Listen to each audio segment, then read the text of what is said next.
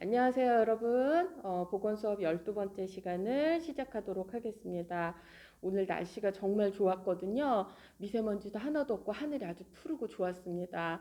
그래서 오늘 선생님들은 창문 열고 교실 문 열고 환기를 확 했어요. 여러분들 왔을 때 교실에서 나쁜 냄새 나지 말라고요.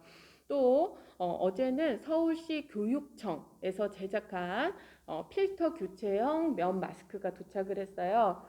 이렇게 생긴 마스크인데 이 안에 이렇게 필터를 넣을 수 있도록 이렇게 공간이 있었고, 또 이렇게 생긴 필터도 한 사람당 4장씩 줄 수 있게 와서 여러분이 이제 등교 계약을 하게 되면 선생님이 이 마스크와 필터를 주려고 합니다.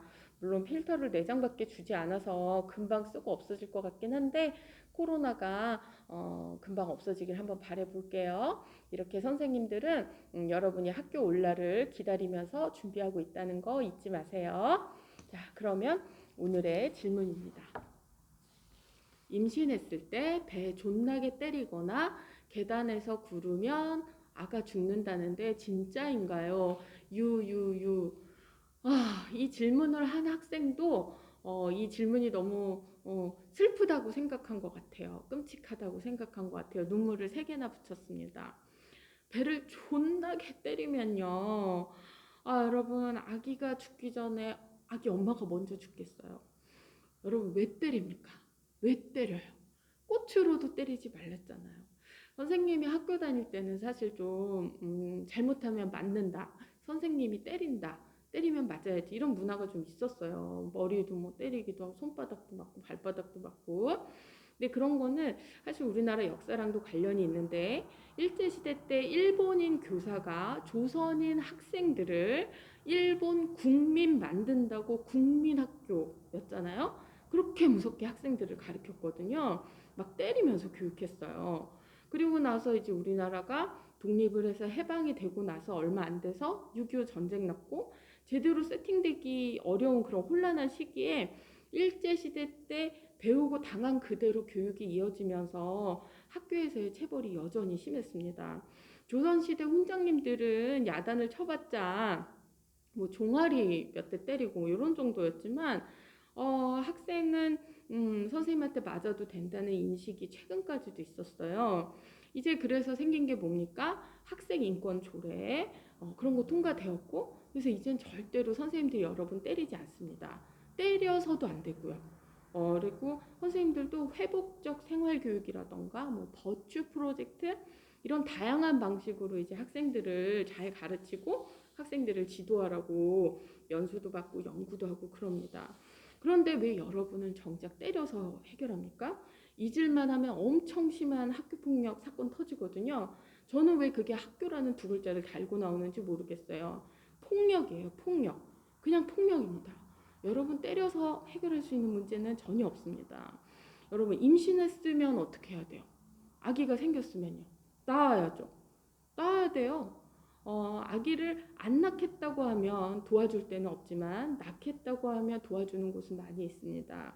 물론 여러분 나이에 임신했으니까 아기 낳아야지 이렇게 얘기하고 또 그런 결정하는 게 쉽진 않겠지만, 배를 존나게 때리고 계단을 구른다고 문제가 해결되진 않습니다. 아마 이 질문을 한 학생은 원치 않는 임신을 했을 때 그 해결 방법을 낙태라고 생각을 하는 것 같아요. 법적으로 성범죄 때문에 이제 임신이 된 경우에는 사후 피임약을 주기도 하고 낙태 시술을 해줍니다. 또 그 외에도 임신을 했는데 산모의 건강이 너무 안 좋아서 목숨이 위태롭다던가 그런 경우에는 합법적인 낙태 시술을, 임신 중절수를 받을 수 있습니다. 하지만 그 외에는 우리나라에서는 모든 낙태 시술이 불법이에요. 그러다 보니까 이제 불법적인 방법으로 이제 아무 사이트 막 검색해가지고 마음이 다급하니까 그런 데서 이제 임실 중전약 이런 것들을 구매해서 먹는 경우도 있고, 또 이런 낙태 시술을 불법적인데도 해준다는 병원을 아름아름해서 찾아가는 경우도 있다고 저도 들었습니다. 하지만 그런 약, 그런 의사 절대 제대로 된 의사도 아니고 약도 아닙니다. 그래서 건강을 많이 해치고 원하는 목적도 이루지 못한 경우가 많다고 합니다. 임신은 사실 임신을 하게 된 두 남녀가 동일한 책임을 져야 돼요. 그런데 사실상 임신한 아가가 누구 몸에 있습니까? 여성의 몸에 있게 되거든요. 그래서 상대적으로 남성보다는 여성이 짊어지는 그 무게감은 아주 그냥 현실로 확 드러나요. 임신하면 변화가 확실하거든요. 사실 우리 여성이 그렇게 몸에서 아이를 기르고 새로운 생명을 만들어내는 것은 엄청난 초능력이에요. 그래서 이건 여성만이 할 수 있어요.